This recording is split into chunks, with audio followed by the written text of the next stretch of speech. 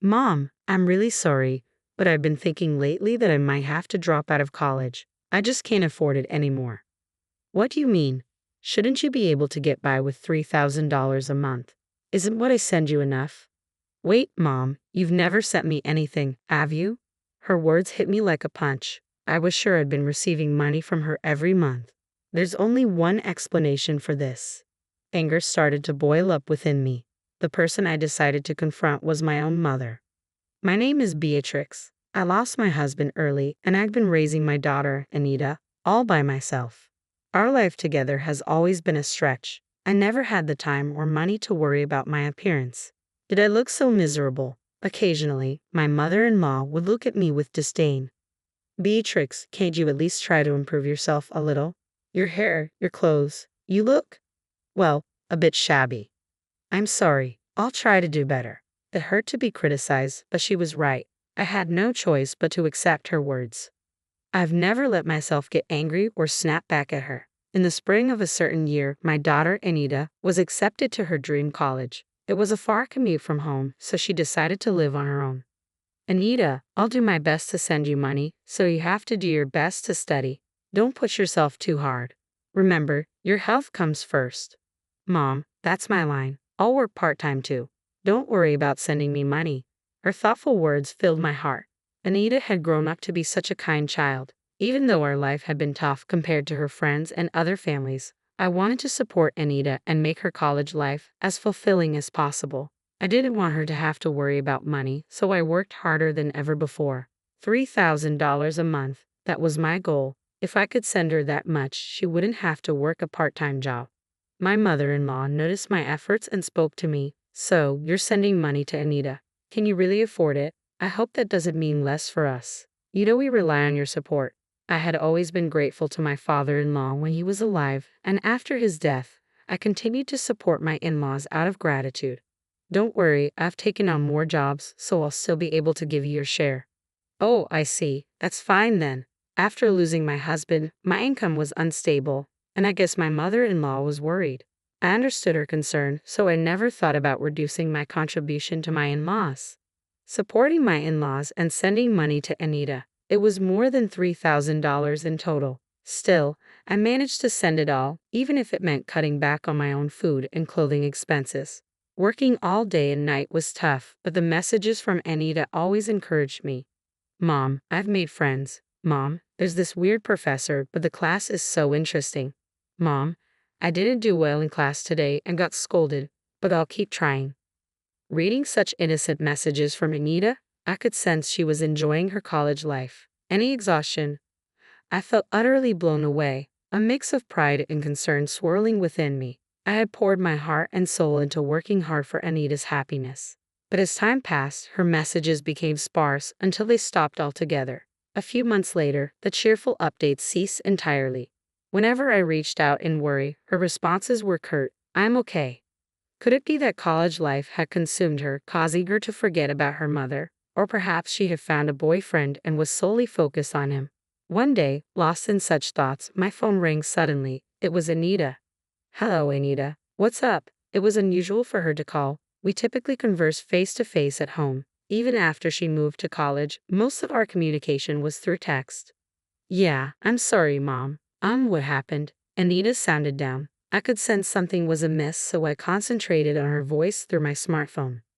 I ran out of money. I'm thinking maybe I should quit college." Anita's words hit me like a ton of bricks. "What do you mean you're out of money?" "I'm sorry, I tried my best," she said, her voice trembling on the verge of tears.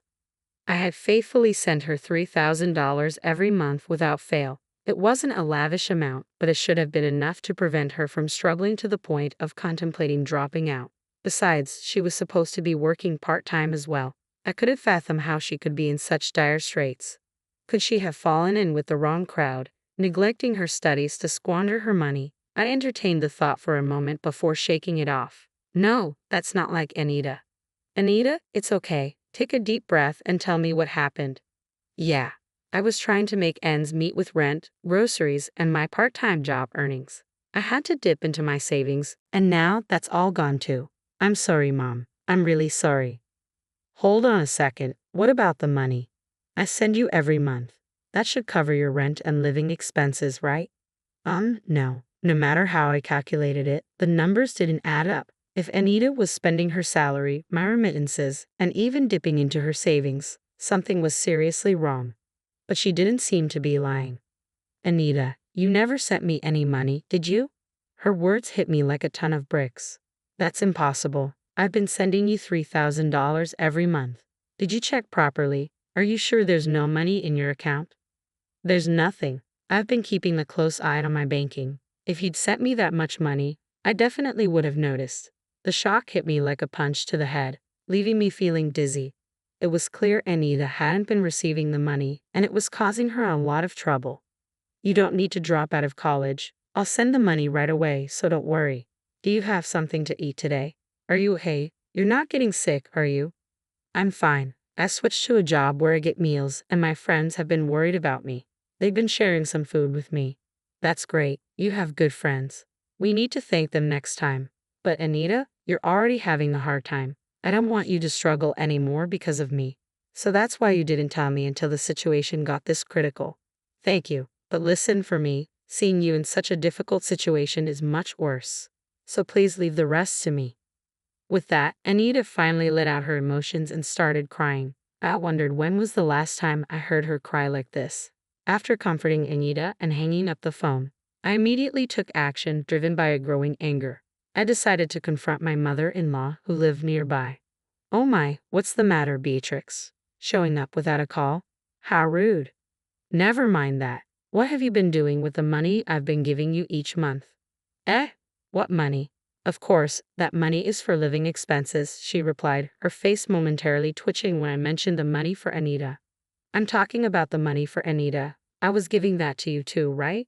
The remittance to Anita was not directly transferred by me into her account. I've been handing it directly to my mother-in-law, who lives nearby, and she offered to make the transfer herself when she learned it was for Anita.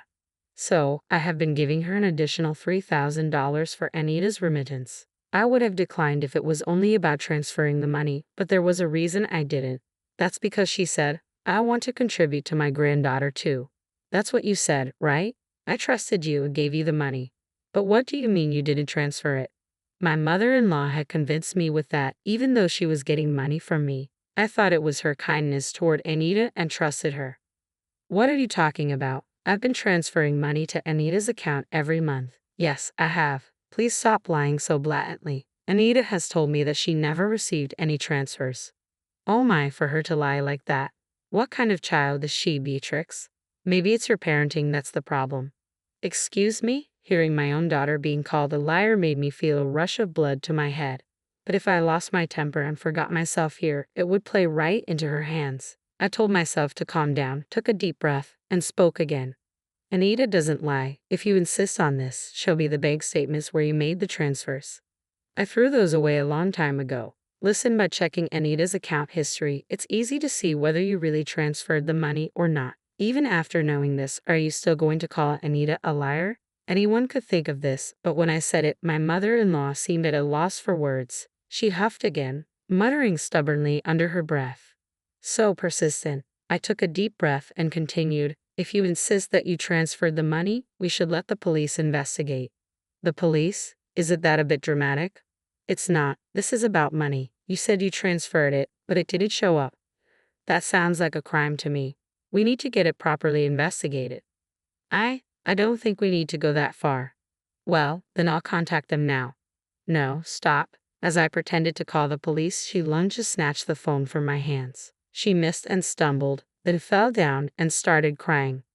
I never expected the mere mention of the police to have such an effect. In reality, I wasn't sure if the police would do anything in a situation like this where it was obvious that a family member was involved. But the word police itself seemed to weigh heavily on her. Despite her sobbing, I felt nothing. Anita, who had tried so hard not to cry, was the one who had suffered. According to her subsequent confession, she had always loved shopping. She probably had a shopping addiction, although she didn't seem to realize it. She tearfully told me about how her husband had once cut up her credit cards and how difficult it was for her. As far as I could tell, it was entirely her own doing, but she didn't seem to understand that. I suspected something was off. My mother-in-law kept getting the same amount of money even after he passed away, but I started getting requests for money earlier than expected. That never happened when he was around because he never gave me any money. When I went grocery shopping, he would check all the receipts, and I had to return every cent of the change. Can you believe that? It was awful. I felt so pitiful. I couldn't begin to understand what she thought was pitiful and didn't bother trying. In other words, when her husband was alive, he managed the household finances and kept her from having any extra money. When he was gone, I finally had some money. I started buying things I couldn't afford before, and, well, I fell a little short. Then you mentioned sending money to Anita, so you took Anita's money. Do you realize that's theft? Theft? That sounds so awful. I was just borrowing it with no intention of returning it. Anita suffered because of your selfishness. She's young, she can handle it. Caught off guard by her incomprehensible retort, I was at a loss for words. I've been deprived for so long. I couldn't buy anything I wanted, couldn't even go out to eat or travel. I had such a hard life. Young people can work and play as much as they want, so why shouldn't I take some money? I stood there speechless, staring at my mother-in-law as she cried and screamed, and all I could think was that I had trusted this person. My father-in-law had done me many favors, but now that I think about it, I can't recall my mother-in-law ever being kind to me. However, when Anita was still a little girl, my mother-in-law did buy her various things, so I thought she was expressing affection for Anita in her own way. And I was relieved. Looking back, I suspect all that shopping was just to satisfy her own desires. I failed to see that, and I caused Anita unnecessary suffering. Such a gentle child. I can never regret it enough. Mother-in-law, no, Evelyn. I intentionally called her by her first name. I don't want to think of her as my mother, even if it's just in-law. I cannot forgive you. After that, I sought free legal advice and did everything I could to recover the money, but you can't take from a person who has nothing. However, I had a trump card. Before my father-in-law passed away, he left me a will giving me the rights to his property. At that time, I wondered why he left it to me, but now I can guess that he might have been worried about his wife's reckless behavior. Naturally, my mother-in-law demanded that I renounce the inheritance, but I firmly refused. I want to praise my past self for staying firm despite being severely criticized as a greedy daughter-in-law. No matter what they say, I felt that I couldn't disregard my father-in-law's feelings. I didn't know the reason or the circumstances, but maybe I felt something. So technically, the house and the land are mine and my mother-in-law is just living there rent-free. I decided to sell the house. That meant the parasitic mother-in-law living there was in the way. So I contacted my mother-in-law's parents. This contact information was secretly given to me by my father-in-law, just in case. I really admire his foresight. That's why it's such a shame he didn't have a good eye for women. I knew that my mother-in-law had always hated her own family, but the reason became clear when I contacted them. They were a traditional farming family with strong tendencies toward male chauvinism. A stranger like me called, and they listened with a suspicious attitude, but they gladly agreed to take in my mother-in-law. It seemed like they wanted free labor. The conversation progressed quickly, and one day, out of the blue, her family came to pick her up, an event that my mother-in-law couldn't have predicted. I'll never forget the color draining from her face. When I took her brother, who came to pick her up, to her house, now my mother-in-law is doing tough farm work under strict supervision. She can't even go shopping at the supermarket, let alone squander money, and she seems to be living the life without touching money at all. Due to the stress, she seems to have aged quickly and is working every day as a wrinkled, frail, ghost-like figure with white hair. Looking at the recent bank statement of the money I just transferred to Anita, I smiled, thinking that if I saw her at night, I might scream. The house sold easily. It wasn't in a particularly good location, but once I decided I was okay with selling it for a low price, a buyer came forward immediately. The amount was enough to recoup the money wasted by my mother-in-law. I used that money without hesitation for my living expenses, and I sent Anita the money I earned from working. It's all money, but somehow the money I got from selling the house feels tainted, and I didn't like that. I've transferred this month's money just now. With that thought, I quickly texted Anita. Even if I hadn't transferred the money, as long as I had communicated that I had sent it to Anita, she wouldn't have discovered the mistake so late. I regret now for neglecting such simple communication due to my busy schedule. The reply came swiftly, got it? The message full of Anita's usual energy, accompanied by a string of cute emojis. She checked so quickly, but these days it seems you can easily check your bank balance on your mobile phone. I don't understand it at all, so I can only admire the adaptability of the young. Since then, Anita started sending messages frequently again. With the money reliably reaching her, her life must have become stable. It's clear from her texts that she's energetically continuing college without quitting. While I was feeling pleased, another message arrived from Anita. Looking at it, my eyes widened, and I broke into a grin. Mom, there's someone I want you to meet. I didn't expect this day to come. It was all worth it. I can't sit around. I need to prepare something good. I changed my plan and headed to a high-end supermarket I don't usually go to.